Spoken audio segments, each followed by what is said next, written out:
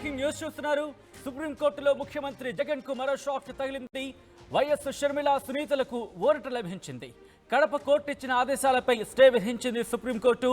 వివేక హత్య కేసు అంశాన్ని ఎన్నికల ప్రచారంలో ప్రస్తావించకూడదు అన్న కడప కోర్టు అంశానికి సంబంధించి షర్మిలతో పాటు ఇతరులపై దాఖలై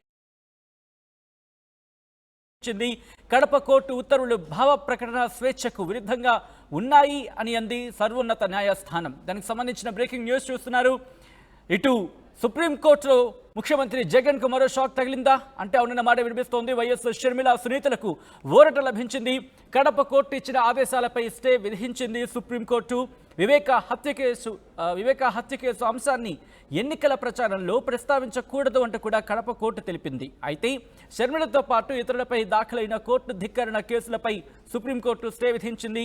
కడప కోర్టు ఉత్తర్వులు భావ ప్రకటన స్వేచ్ఛకు విరుద్ధంగా ఉన్నాయంది సర్వోన్నత న్యాయస్థానం. అప్డేట్స్ తెలుసుకుందాం. మా ప్రతినిధి రామకృష్ణ అప్డేట్స్ అందించేందుకు లైవ్లో సిద్ధంగా ఉన్నారు. రామకృష్ణ, ఇంకా ఎటువంటి డైరెక్షన్స్ ఇచ్చింది సుప్రీంకోర్టు? ఇక వివేకానంద రెడ్డి హత్య కేసుకు సంబంధించి కేసుపై మాట్లాడుతుంటూ కడప కోర్టు ఇచ్చిన ఆదేశాలను సుప్రీంకోర్టు స్టే విధించింది. కడప కోర్టు ఉత్తర్వులు సుప్రీం తీర్పులకు విరుద్ధంగా వాక్ స్వాతంత్రం స్వేచ్ఛను హరించేలా ఉన్నాయని సుప్రీం వ్యాఖ్యానించింది. మరి ఈ మేరకు ఉత్తర్వులు జారీ చేసింది. హత్య కేసుపై ఎవరూ మాట్లాడదని ఆదేశాలు జారీ చేయాలంటూ వైఎస్ఆర్సీపీ జిల్లా అధ్యక్షుడు దాఖలు చేసిన పిటిషన్ పై కడప కోర్టు విచారణ జరిపి ఏప్రిల్ 16న ఆదేశాలు ఇచ్చింది. దీనిపై ఏపీ కాంగ్రెస్ అధ్యక్షురాలు షర్మిల హైకోర్టును ఆశ్రయించారు. పిటిషన్ ను ఉన్నత న్యాయస్థానం కొట్టివేయడంతో ఆమె సుప్రీంకోర్టుకు వెళ్లారు. మరి సుప్రీంకోర్టు విచారణ జరిపిన అత్యున్నత న్యాయస్థానం కడప కోర్టు ఆదేశాలపై స్టే విధించింది. వివేక హత్య కేసుపై మాట్లాడుతున్న ఆదేశాలపై సుప్రీంకోర్టు స్టే ఇవ్వటం, ఇక దీనికి సంబంధించి ఒక రకంగా జగన్ కు గట్టి దెబ్బ తగిలిందని చెప్పాలా, షర్మిలకు సునీతకు కొంత ఊరట కలిగిందని చెప్పాలా. ఇక ఈ ప్రస్తుతానికి పరిస్థితి కానీ చూసుకున్నట్లయితే ఈ షర్మిల చేసిన పిటిషన్ పై అంటే సుప్రీంకోర్టులో హైకోర్టు ఉత్తర్వులను సవాల్ చేస్తూ షర్మిల చేసిన పిటిషన్ పై జస్టిస్ గవాయ్ ధర్మాసనం మధ్యంతర ఉత్తర్వులు ఇచ్చింది.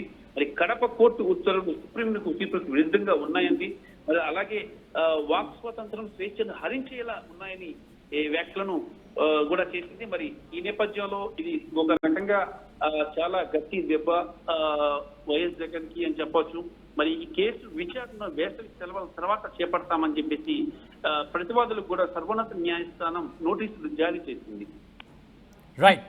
Right Ramakrishna, thanks for update. So మొత్తంగా అయితే మాత్రం సుప్రీంకోర్టులో ముఖ్యమంత్రి జగన్ కు మరో షాక్ తగిలిందా అంటే అవుననే మాట వినిపిస్తోంది. వైఎస్ షర్మిల సునీతలకు ఊరట లభించిందని అనే మాట కూడా ఇక్కడ వినిపిస్తోంది. దీంతో పాటు కడప కోర్టు ఇచ్చిన ఆదేశాలపై స్టే విధించింది సుప్రీంకోర్టు.